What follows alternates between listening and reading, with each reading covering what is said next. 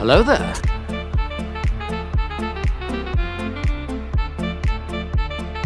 You will never find a more wretched hive of scum and villainy.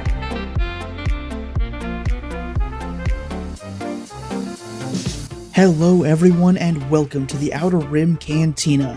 I'm your host Alan. And I'm your co-host Ashley. And this is your weekly fix of all things Star Wars.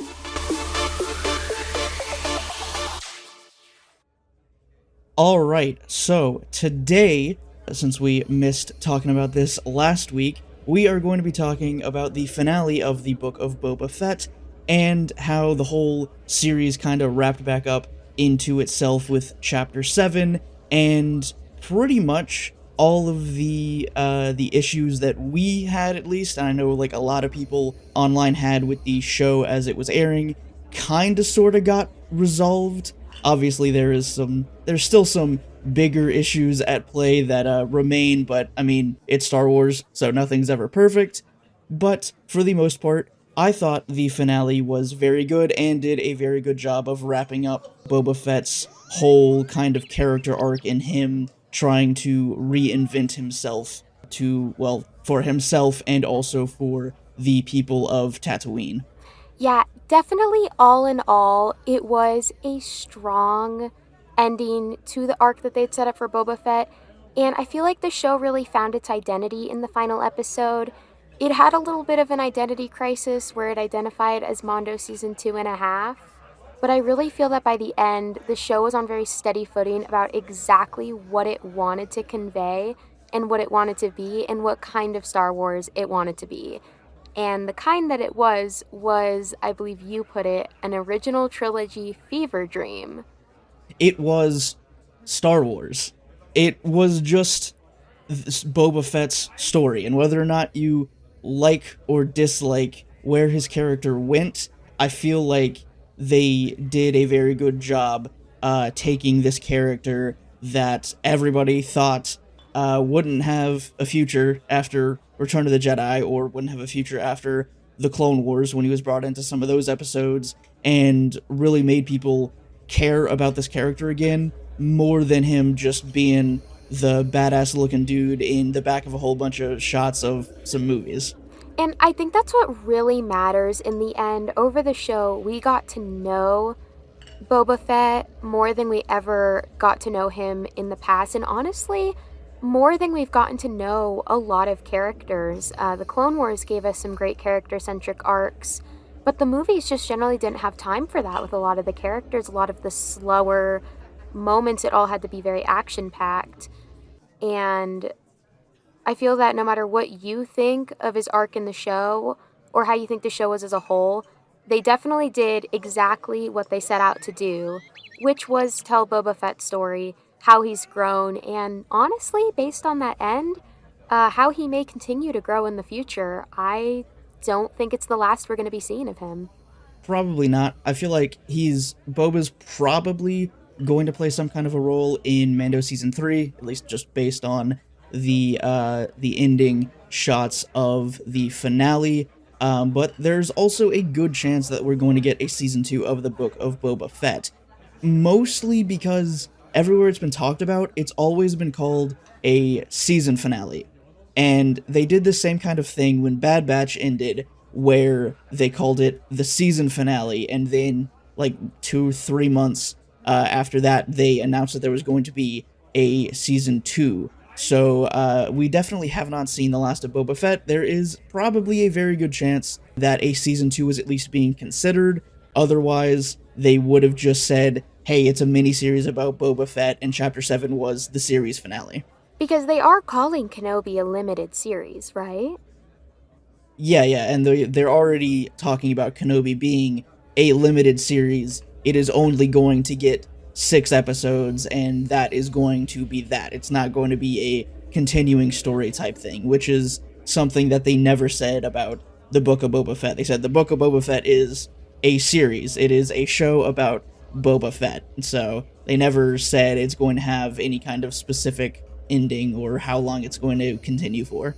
And keeping that in mind, I am going to be a little bit more gentle in my criticism of the show, because it's very obvious that they're not done. And I think a lot of the roughness can possibly be chalked up to them depending on getting a season 2 to grow it more, to let it kind of grow into its shoes. There was a few different, I don't want to say a lot, there was a few different points of the show that they could have really honed in on Boba himself better.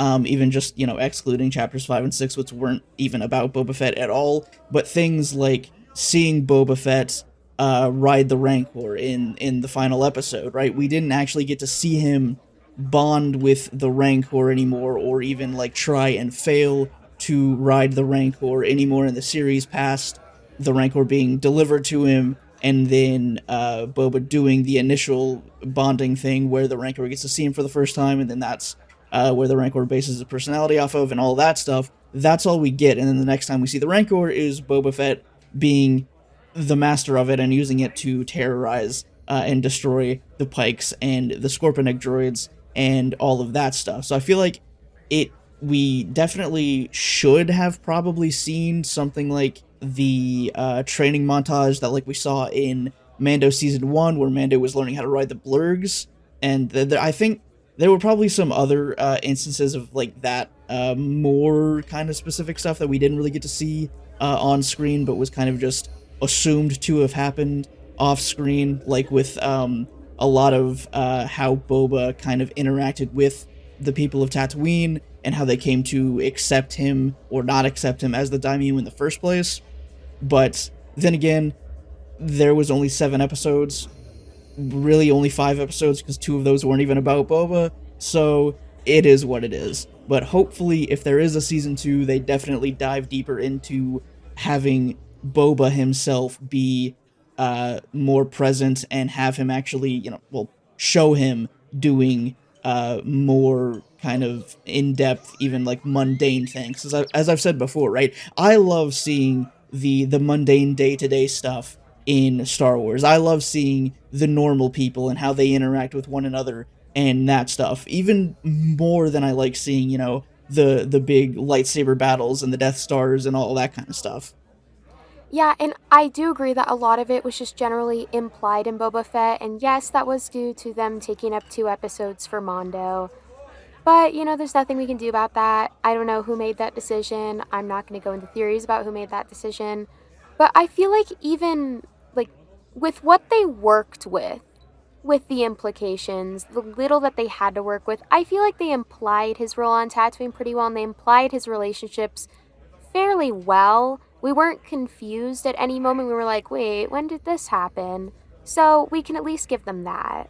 Yeah, they definitely did a very good job with the time management that they did have and that they were, well, essentially forced to do. I said this in the first episode of this podcast when we were talking about Boba Fett's character, that like they used the Bacta tank as a way to move time along. So while Boba's having these flashbacks and we're getting to see him interacting and bonding with the Tuskens, more time is progressing in the present storyline that we don't get to see because it would, just take up too much time to, cover all of the individual kind of mundane stuff that a lot of people would find boring, right? I 100% acknowledge that the stuff that I enjoy most about Star Wars most of the time is the stuff that most people find boring. Like, I really enjoyed all of the political stuff of the Clone Wars and the prequels, but that's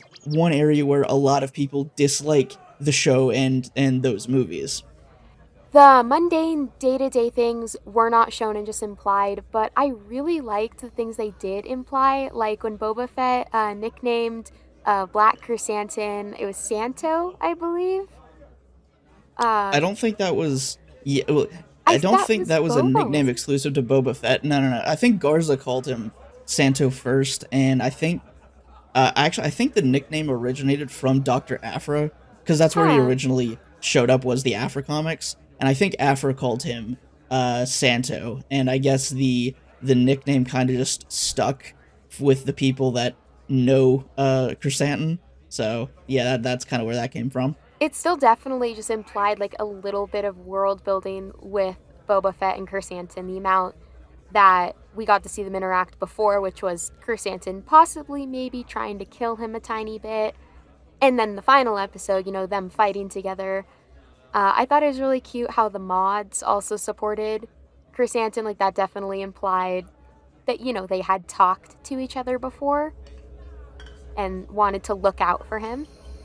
They definitely kind of nailed the introduction to Boba forming all of these relationships, like with Chrysanthemum, with the mods, with Fennec, and then kind of jumping to the middle to kind of sort of end point where we get to see that the relationship has grown and that these people that Boba has met, they've come to respect him in the time that they spend off camera, essentially, when Boba's in the back of the tank, or when he's training with the rank, or the kind of stuff that we don't get to see. But the end result of that is what we got in the Battle of Mos Espa in Chapter 7, which is all of these people that Boba has met throughout the show, all of these relationships that he's formed have come to a head, and they all collectively get together to fight off the Pikes and essentially save their home. And Boba goes from, just the bounty hunter that's supposed to be dead to the savior of Mos Espa, with everybody respecting him and accepting this new daimyo and him running things in a new and better way than like Jabba the Hutt or Bib Fortuna have done in the past. I think a lot of people were thrown off by this show because it defied a lot of screenwriting norms. Usually, you're introduced to a character and you watch them develop, and it's a very linear pattern of how they develop.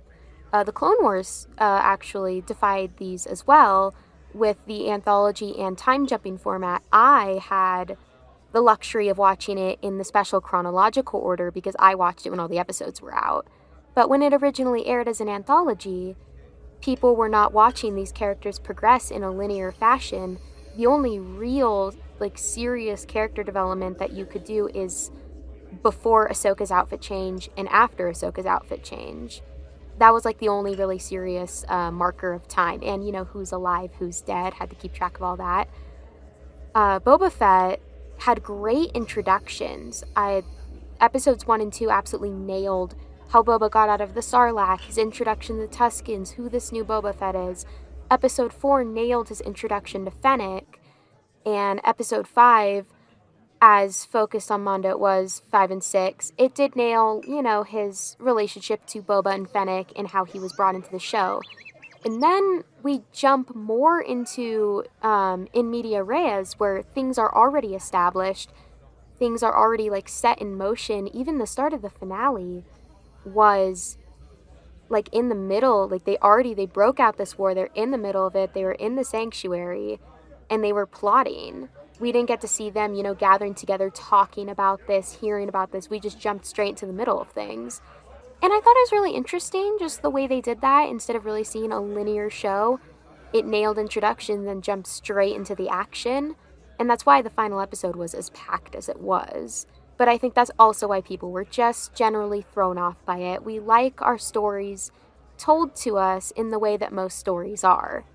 Yeah, now that we have the whole complete season, looking back on it, what it seems like to me is that they kind of just took the same approach that they did with the Clone Wars, and they made an anthology type thing, so not everything was going to be in order, and they just kind of condensed that down into 7 episodes instead of, all however many hundred whatever episodes of the Clone Wars across 7 seasons that there is. Even with chapters 5 and 6, which didn't focus on Boba pretty much at all, it still felt like one of those kind of interim arcs in the Clone Wars, where you have a whole season that is about season 2 was all about bounty hunters, but then in the middle of the season you have some random arc that's about something totally unrelated to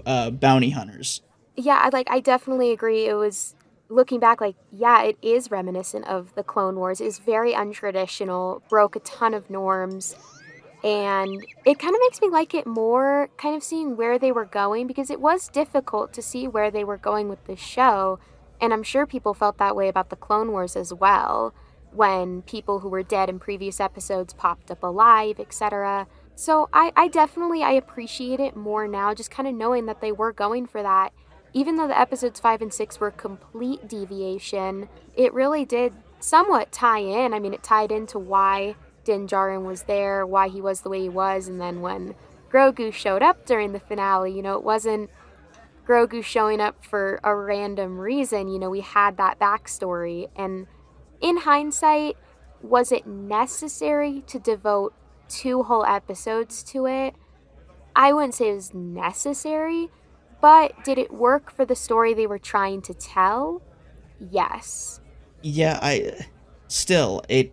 I don't understand why they used 2 out of 7 episodes of this series to basically have the season 3 premiere of The Mandalorian, and then the week after that have like the series premiere of Star Wars Jedi Tales. Like it kind of threw the whole thing for a massive loop.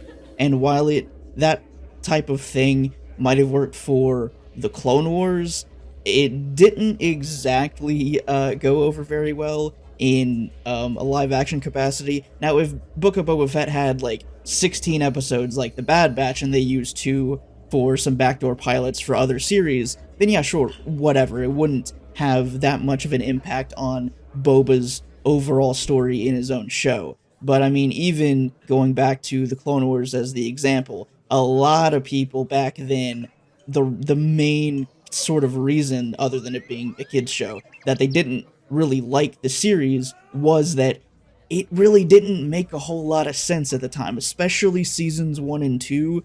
They really hit that anthology, just doing random arcs at random periods of time, really hard, and it was very confusing for a lot of people. But I mean, then there's like, little 8-year-old me sitting there watching the Clone Wars every Saturday morning or whatever. I'm like, yeah, it might be a bit confusing to see a Jedi that died last week, all of a sudden they're back doing something else this week, but like, I didn't care, it was cool. Yeah, I think Boba had good intentions. I just think the execution suffered from the amount of time they just did not have to do that.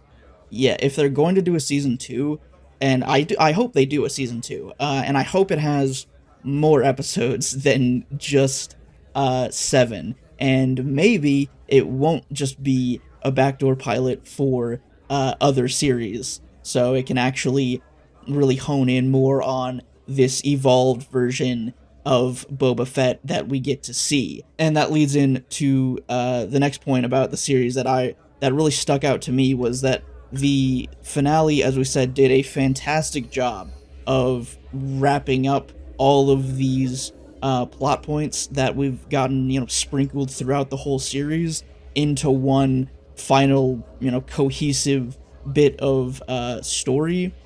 Yeah, we had a lot of plot points just scattered in there. We had the death of the Tuscans, we had the whole thing going on with the Pikes, we had Boba trying to build his family, then we also had the effects of the spice trade on Tatooine. So it did a good job at really showing the evolution of Boba Fett, which was kind of my main concern when they said they were going to make a series about Boba Fett. I was like, okay, well, how are they going to evolve this character past just being the faceless bounty hunter that everybody knows? And I mean, the entire reason that he's popular is because he's always been the faceless bounty hunter, never really talks much. He just, always gets the job done no matter what. His morals are kind of sort of gray in some areas, but more defined in others. You don't really know much about him. The mystery was why people really liked him. And overall, even while on a week-to-week basis, I was kind of like, okay, where exactly are they taking this? Because it was obvious that the experience with the Tuscans had made Boba realize that he himself needed to change. He needed to give himself a makeover and really reinvent who he is as a person. And him deciding he wanted to become the daimyo of Tatooine was, I guess, the catalyst for that. And so the finale really brought around all of those parts of the show where people were like, oh, well, but why is Boba so soft? Why is he talking to this person instead of just blowing their head off? And that kind of stuff. The finale did a really, really good job at combining this new Boba Fett with his old, no nonsense, he just goes around killing people for money Boba Fett. And the way they did that, I just thought was really cool. How they brought in a very big person from Boba's past, Cad Bane.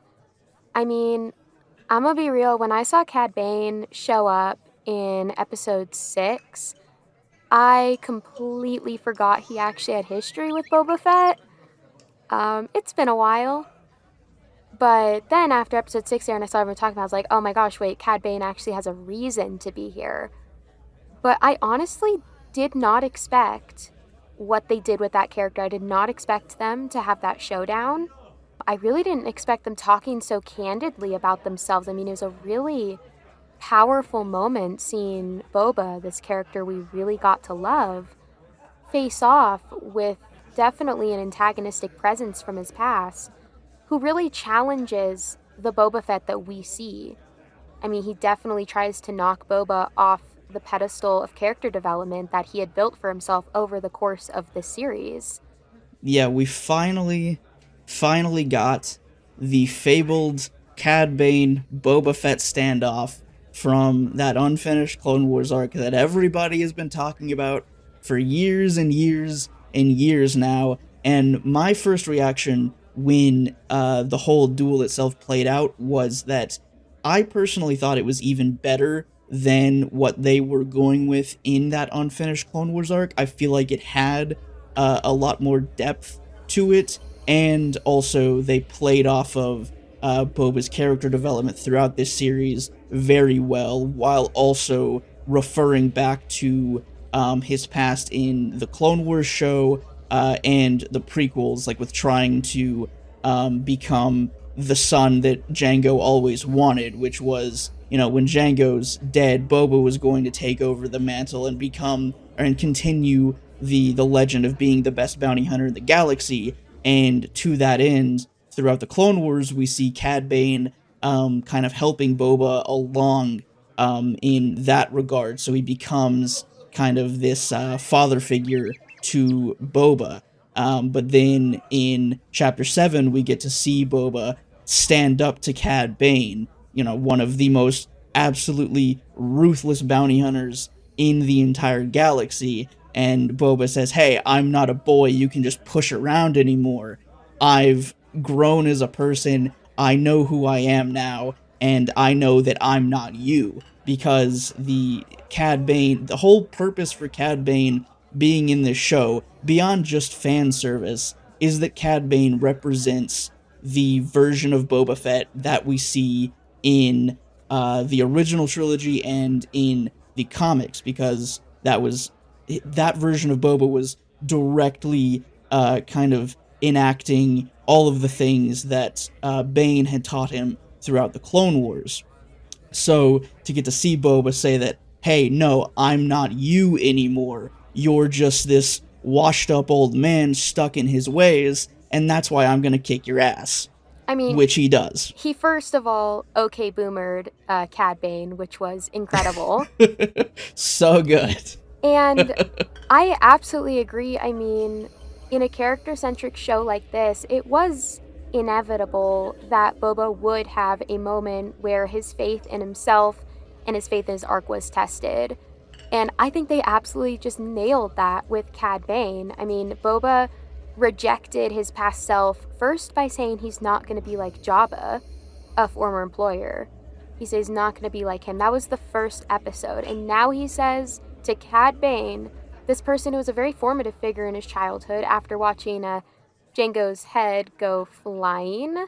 Mace. Thanks, Mace. Very cool. Thanks, Mace. he stands up to Cad Bane and he rejects this. He rejects Cad Bane's aggression and his way of life because Boba has built something more. And whatever you have to say about the finale, it shows what Boba has built and what he has lost. I mean, the absence of the Tuskens, I believe there are a few reasons, I think, why the Tusken arc got very dropped, but it was very noticeable in the finale that the Tuskens, despite being such a noticeable part of his arc, were not there.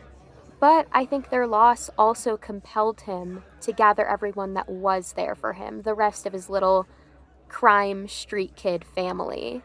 We both agree that the Tuskens did get shafted, but at least they slightly made up for that in the finale by having a reason for the Tuskens to not be present in this. And again, that it ties into Cad Bane and his impact on Boba, because Cad knows how he can affect Boba Fett the most, and he's trying to get under his skin. He's trying to make him angry. Bane sees the man that Boba is trying to become when he's hired by the Pikes, and so he starts doing everything he possibly can to bring him back down and to reduce Boba to just the cold-blooded killer that he was in the original trilogy and in the comics, and the man that is essentially just Cad Bane 2.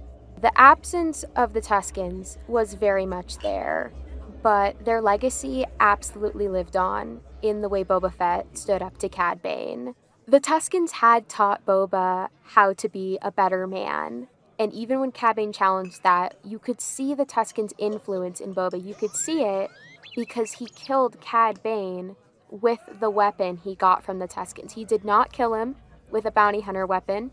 No blasters, no weird Mandalorian jetpack or the sick knee rockets that he had earlier.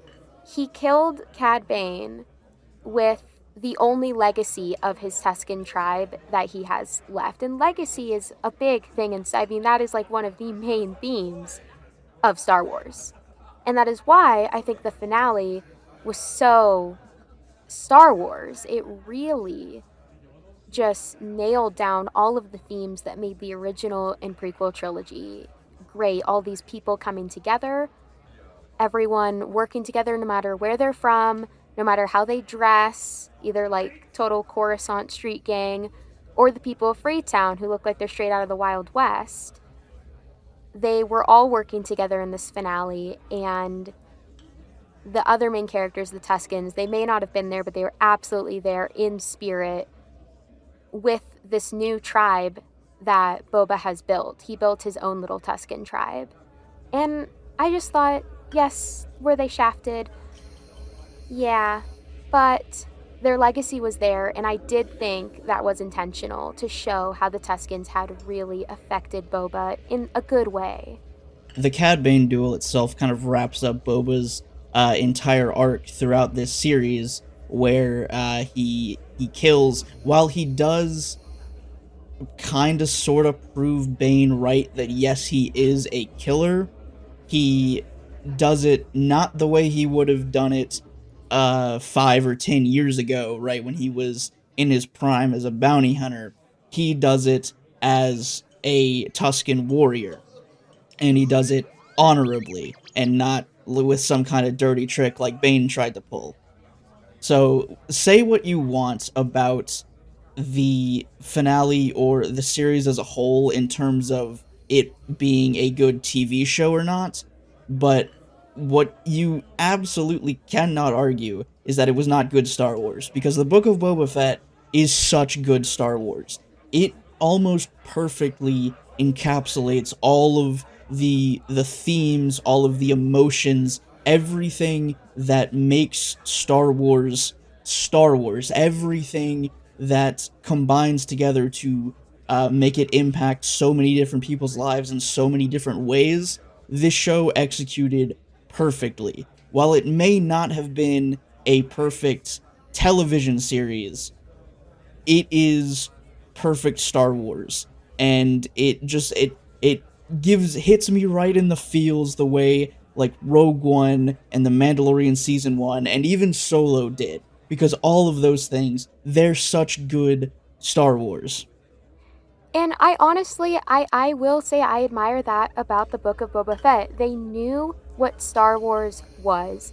Did they know how to perfectly execute it to make every single fan happy? Which is, of course, a possible and acquirable feat, obviously. Yes, definitely. 100%. Oh, Star yeah. Wars fans are reasonable people. Who are very easy to please. But regardless of that, they knew what Star Wars was, they knew what the central themes were, and they executed that. And can we really ask for more than that from a Star Wars project? No. The Book of Boba Fett, it took what people liked about the original trilogy, it took what people liked about Boba Fett, and built on that. It also took what people liked about the prequels and Boba's history in those films, and it even borrowed from the Clone Wars with Cad Bane and more of Boba's history and how he evolved back then as a character, and rounded all of that stuff up into something that is just perfect Star Wars. I mean, the show as a whole is absolutely a love letter to cinema, not just the Star Wars cinematic universe. Despite all of the Phantom Menace references we got when Din got his new ship, that was fantastic. It was a love letter to cinema in general. You're definitely more of a movie buff than me, but even I got the King Kong reference in the finale. God, the King Kong reference was so good. Um, It put such a stupid smile on my face. and I loved it, and the very like kind of old west standoffs. I mean, I don't even know if you can really trace Cobb Vanth and Cad Bane's standoff to a specific movie, but it's just definitely that western trope of the two most badass sheriffs in town. And I'm sure there were other movie references in the finale. Were there any that you pinned down? Other than the King Kong reference sticking out to me the most, not right offhand, but I mean, it's kind of one of those things where, like, I gotta really think about it before I realize, some of, like, the more subtle references. But I mean, there were probably quite a few, knowing Robert Rodriguez. I mean, there's the whole trope that allowed me to bring in one of the best animated movie trilogies of all time, How to Train Your Dragon. The scene of Grogu with the Rancor, the little guy reaching out to kind of like soothe the very big, scary thing, is very Star Wars. I mean, looks are deceiving in Star Wars. Rancors are actually quite sweet, as we know, and we actually saw that in Bad Batch too. That was just a very beautiful moment for Grogu, getting to show off how he's a Mandalorian with his little Beskar armor, and He got the shirt. he got the shirt. I'll admit, I have expected him to whip out a lightsaber as well. I thought he took both. I I did. When Grogu showed up in the finale, I did find myself constantly wanting him to take out that lightsaber, even though it was obvious that he chose the Mandalorian armor and Din over the traditional way of the Jedi. But still, I wanted him to pull out that lightsaber and just have some kind of little scene of him looking like a little baby Yoda, right? But by the end of the episode, when we get to see, instead of relying on a lightsaber, Grogu uses the Force to take down the Scorponok droids and save Din, and he uses the Force to soothe the Rancor instead of trying to use his lightsaber and fight it and bring it down like we kind of saw Luke do in Return of the Jedi. So it was a very, like, aha moment for me in terms of, like, where Grogu's character is at. And while I do very much enjoy the Grogu content that we got, I still feel like they should have probably left it for Mando Season 3 instead of trying to shoehorn it into the Book of Boba Fett. But it did work out in the end, but that's just... And it's a gripe that doesn't really affect how I feel about just the series itself and Boba Fett's arc as we've talked about today. But it's just one of those things where, like, yeah, I would have preferred if they had saved some of this for season 3. Although, on the other hand, the fact that they didn't save some of this stuff for season 3 may mean that they have some really big stuff planned for the series itself, so we will just have to wait and see. I definitely agree that the Grogu content could have absolutely been saved for season 3, but what they did with it in Book of Boba Fett, like you said, was a total aha moment. Like, I know where they're going with Grogu. He did choose the Beskar armor, but he is also choosing the very pacifist ideals of the Jedi. Grogu is the living embodiment of defense before aggression. I mean, the lightsabers were never supposed to be used as attack weapons. They were supposed to be used for defense and defense only, unless it was a last resort. And I think that Grogu really is beginning to embody that ideal. He has armor that is not offensive, that is not a weapon, that is defensive. And the way he takes down the Rancor isn't by attacking it, it's by connecting with it in the way that we know Jedi can connect with creatures.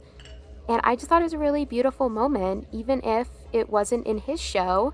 It very much connected the ideals, and it connected to the Mondo ideals that we'd kind of been seeing in this show. I mean, Boba Fett made it very clear that he does not identify as Mandalorian and does not believe in that bantha fodder. I'm so glad we finally got confirmation on that. Yeah, like we were talking about, like, why does he have the little Mythosaur logo on his armor? And I'm still kind of like, about that. But we definitely have had a lot of Mondo in this show. Not Mondo, the Mondo, but like a lot of Mandalorian culture and a lot of Mandalorian ideals, which is something I can't super complain about. Yeah, they definitely delivered on the Grogu content, like I said, and they also did a very good job of setting up what is going to happen in Mando Season 3 and kind of the future of the quote-unquote Mandoverse that they are fleshing out here, which I guess, right, you can say that that was kind of the point of the series, at least based on like the early rumors we got before the show actually premiered, was that it was going to be act as kind of a backdoor pilot for a lot of other stories in the Mandoverse that, yeah, kind of sort of tie in to Boba Fett.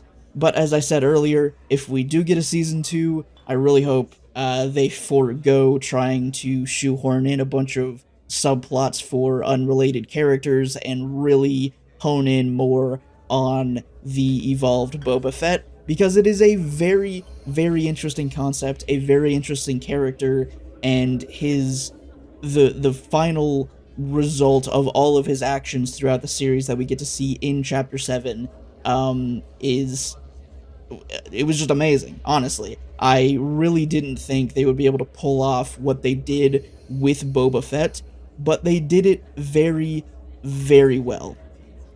I mean, I have to wonder, not to get too into speculation, whether they thought that people might not care about the development of Boba Fett as much as they seemed to. I mean, I'm one of the persons who's like, I never thought about Boba Fett in my life before this, and here I am talking for an hour about how I wish he wasn't done as dirty. I just have to wonder if some of their decisions were more like, okay, half of this can be about Boba Fett, and the other half will appeal to our more mainstream audience who just know Baby Yoda. And that's obviously all speculation. I don't have anything to back me up. I don't have any interviews, and I'm sure no actors are going to break their NDAs or whatever. But I just have to wonder, you know? Yeah, I think it definitely did. Chapters 5 and 6 did act as a bit of a bait hook for the fans of like the Mandalorian and the more casual Star Wars viewers to bring them in to the show, because right, they see all the ads with the Mandalorian is showing up in the Book of Boba Fett. Luke Skywalker and Grogu are back in the Book of Boba Fett, and so people will go and watch those episodes because they're already invested in those characters from the previous media. and then I guess the idea is that they would go and watch episodes 1 to 4 of Boba Fett and see and get invested in Boba's character before you get to see the end result of all of that growth with chapter 7. So I can, now that we have the whole series, I can see the idea that they were going with. Do I agree with it completely? Not really. Feel like they could have executed the whole thing better, and that's the general feeling a lot of people have about the show. But again, overall, I thought it was extremely good Star Wars, and whether or not I agree or disagree or have gripes about the actual execution of it, that does not hinder my enjoyment of the overall series. And that just goes back to something I constantly say, both on the podcast and on YouTube, that I don't like to judge shows based on individual episodes, because as Dave Filoni said in an interview he did for Star Wars Rebels, right, there are no filler episodes. Everything happens for a reason. And this is definitely one of those shows where, yeah, stuff might have not made sense when it was airing, when you got to see one episode a week, but it did eventually all come around, and you can see all of those different plot points and all of those different little content sprinkles that they had throughout the show. They all come together to form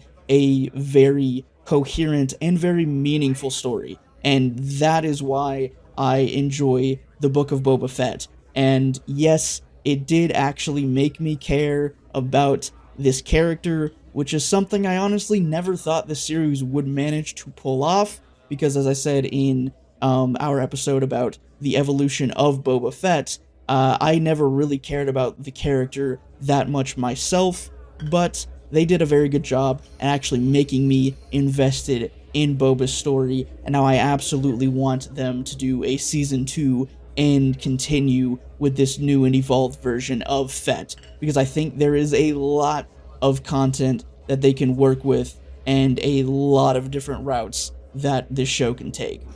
I just really think the finale episode brought the show together. It made me understand a lot of their decisions in the past, and it was good Star Wars. I was happy watching it. I was entertained watching it. And while I could absolutely complain about it for 5 hours, I could also talk about how much I loved it for 6 hours. And I just think that's more important than anything else. I'm also being lenient because I do believe there's definitely more in this future. There's more with the mods. There's more with Cobb Vanth, who's going to totally become Robo-Cobb. Robo-Cobb. And there's more with Boba and Fennec. I mean, they are not done. They said to each other, like, hey, this isn't for people like us, and we're all left wondering, well, what is? What is for people like you? So I'm just really looking forward to what they do with this story that they've set up. I mean, they're definitely not just going to let it go. So I'm just going to wait for that before really making any final, like, I hate that they did this at all, they should have never done this, or wow, this is literally the best thing they've ever done, ever. I just really enjoyed season 1 of Book of Boba Fett. That's really all I can say about it. Congratulations, you have just figured out Star Wars. Because the mark of good Star Wars is not something that tries to please everybody, like we touched on earlier in the episode, but it's also not something that everybody just totally hates. There is a lot of stuff to love about the Book of Boba Fett. There's a lot of stuff to disagree with. There is nitpicks. There is even some stuff to hate about the Book of Boba Fett. But you have people on both sides of the camps. You have people debating about this show, conversating about this show, and at the end of the day, people generally do. At the end of the day, people generally did enjoy it, whether or not they ever want to admit that or not. It's good Star Wars simply because it gets people to have these conversations, and it has a lot of stuff to love and a lot of stuff to not love. I mean, yeah, like, it's Star Wars. And I think just really the way to watch Star Wars and be happy is just remember that in the end, it is still Star Wars. Star Wars is good, actually. Star Wars is good, actually, and the Book of Boba Fett is good, actually. And I think that is as good a spot as any to wrap up this week's episode. Now we just have to wait with bated breath for Kenobi. And when that series comes out, we will definitely be talking all about it. But until then, we will see you guys back here next week. Thanks for listening. We'll be back next Monday with more exciting news, analysis, and theories. Leave us a review on Apple Podcasts, Spotify, or wherever you get your podcasts. If you want even more Outer Rim Cantina content, subscribe to our YouTube channel, and follow us on Twitter at Outer Rim Can and Instagram at Outer Rim Cantina. If you liked what you heard and want to support us even more, consider tipping us. 100% of tips go directly into creating more weekly content like this. You can also subscribe to our Patreon, where we have exclusive videos not seen on YouTube, extended podcast episodes, subscriber Q&As, and we even take topic requests for future YouTube videos or podcast episodes. That's all the time we have for this week. As always, may the Force be with you.